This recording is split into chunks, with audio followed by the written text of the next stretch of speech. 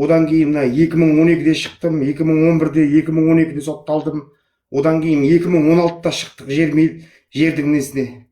Ол кезде сотталдық. Енді айта берсең бұл жерде бір не қандай болды? Ереке, ең старый волк сіз болып тұрсыз, және Мариям Жабурна болып тұрды.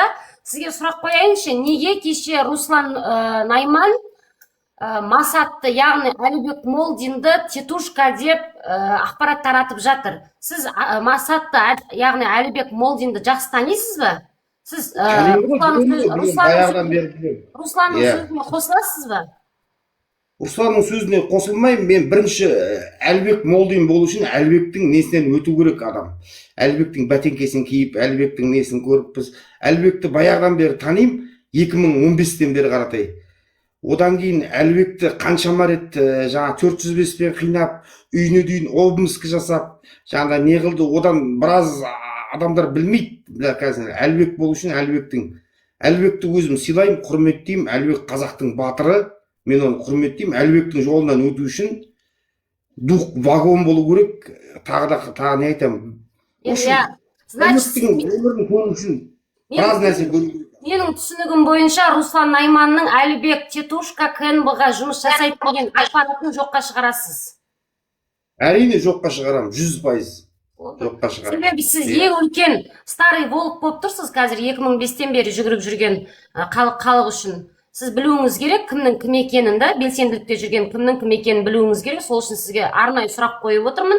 Демек, сіз кешегі Руслан Найманның Әлібек Молдин, яғни Масат деген аккаунтпен жүретін белсенді жігітті тетушка дегенін жоққа шығара аласыз.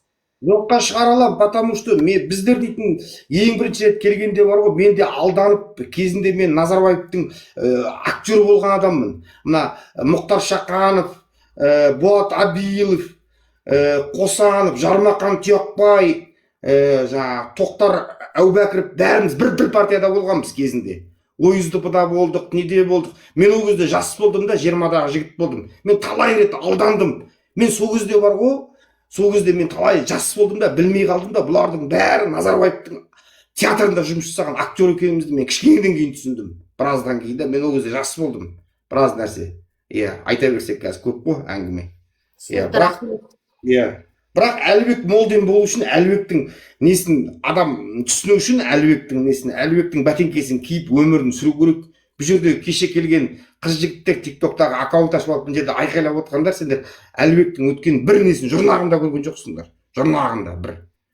Менде 2 жыл бұрын осы КНБ-ның тетушкаларына алданып, Әлібек Молдин сен 30 000 теңге алыпсың деп, Әлібек Молдинді қатты қараладым. Сол іс-әрекетім үшін қазір ұяламын. Енді менде де балалық болған шығар, шалалық болған шығар. Біріншіден, екіншіден, сіздер маған тарихты айтқан жоқсыздар, белсенділіктегі тарихтарыңызды, сіздерді жақсы танымадым. Қазір бірақ 2 жылдан бері көріп отырмын Әлібек Молдинді, яғни Масатты. Бүгінгі таңға шейін сол баяғы ұстанымынан айныған жоқ. Мұхтар Қабылұлын қолдап отыр. Маған жаңағы жаман қатынсың дегені жоқ. Мені қолдап бірге күресті жалғастырып жатыр. Менің аяғымнан шалған жоқ. Бір құрметтейтін жерім, мен ұяламын, бірақ енді ол түсінетін шығар, себебі ол белсенді, ол осындай КНБ-лардың жұмыс жасайтын білетін батыр ағаларымыз Әлібек Молдин. Мен қателік жасадым, қазір бірақ қателігімді мойындаймын, және ол кісімен бірге күресемін мен. Себебі кеше Руслан Найман мені қаралағанның бірден бір себебі Айткүл Масатпен бірге отырады тиктокта деп мені сол үшін қаралап отыр екен Руслан аға. Например, ал мен өзімнің іс-әрекеттерім үшін Масатты өз алдымда Масатты мен ақтап алдым. Себебі мен оның еңбегімен 2 жылдан бергі менімен бірге күрескен еңбегімен ол кісіні ақтап алдым. Ол тетушка емес. Бұл жол, қиын жол. Мен деген бар ғой, 2011 жылға дейін мен дейтін бай тұрған адаммын. Мен Алматыда, орталықта үйім болды, өзімнің бала-шағам болды, әйелім болды. Осы белсенділік жолға келгеннен кейін сотталудан көз ашпай, мен үйімнен, бала-шағамнан, машинамнан, бәрінен айырылдым. Осы жолға келгелі бар ғой. Мен қазір жалаң аяқ отырмын, қазір бар ғой. Қазір айтқан кезде бар ғой, осы жолға келгелі. Мысалға деймін да. Дұрыс айтасыз енді аға. Уағалейкум. Бала шағамнан айырылдым, бір айырылдым мысалға деймін де, мен мысалға административный өзі мысалға жеке рет мысалға 145 күн административный, одан кейін қаңтарда білесіңдер уголовный мысалға деймін де. Оны айтпаймын мен мысалға ешкімге, бірақ қазір айту керек болып тұр да осы жерде. Айту керексіздер, еңбектеріңізді айтыңыздар, кімнің батыр екенін, кімнің не екенін, тетушка екенін. Мен 2005 жыл, 2004 жыл белсенділікте жүргенде бар ғой, біраз азаматтар. Кенесары ханымыз басын беріп кеткен осы қазақтың тәуелсіздігі үшін. Сондықтан да жанын беріп кеткен батырларымыз бар.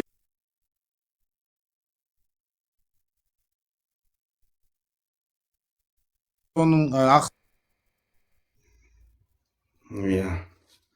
осындай енді Багатанк туралы айтыңыздаршы. Танкының бірі Багатанк пенен Масат туралы, Масат менің парақшамда отырғаны үшін мен кінәлі болыппын. Кімнің алдында? Руслан Найманның алдында. Неге ол кісілер менің аудиторияма кіріп, менімен бірге күрес жалғасып жатқанына тетушка болып отыр ол кісілер. Мен де тетушка болып отырмын. Багатанк туралы айтыңыздаршы, кім қандай информация біледі?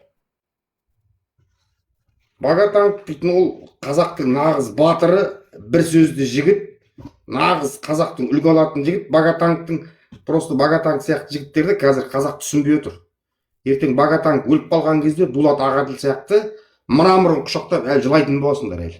Багатанк қай уақыттан бастап саясатқа келді? Багатанк дейтін қай уақыттан бастап келгенде? Ол 20-шы жылы келді. 20-шы жылы келді, как раз ең бірінші жаңа мешітте имамдарға 19-шы жылы келді. Мариям Жагөрова 19-шы жылы келді. Имамдар бір самый знаменитый несі болды, видеосы болды. Имамдарға сұрақ қойды. Неге жаңағы патшаға нетпейсіңдер? Имамдар, неге сендер шындықты айтпайсыңдар деп, сол жерде содан кейін имамдардың охранниктері келіп, кімді Баганы неден мешіттен сүйреп шығарып тастады. Сол жерде жамағаттың алдында тұрып ең бірінші сөйлеген сол видеосы шықты. Одан кейін барып ол жаңағы кім дулаттарға қосылып, постоянно жаңағы жүріп, видеолар шығарып, митингтерге шығып жүрді. Ол 405-пен сотталды. Содан кейін тағы да ол жаңағы срогын бітірмей тағы да жаңағы жабылды. 2 рет жаңағы зонада отырды. Ішін жаңағы тілді, қолын тіліп протез жасады ненің ішінде, түрменің ішінде. Бір топ жаңағы барып, алматылықтар әр жерден барып, жаңағы активистер қолдады оны. Сол кезде сотталып атқан кезде оның әйелі тамаша кісі да сондай қолдап нетті. Ол қанша сотталып кетсе да, нетсе да, ол әйелі до конца жүрді ол кісінің қасында. Ол кісіде мысалға Таразда шуда үйі болды, одан бәрінен айырылды, иін бұғаттап тастады ол кісінің, қанша қудалауға түсті, зонада отырды ғой прямо осы 405-пен.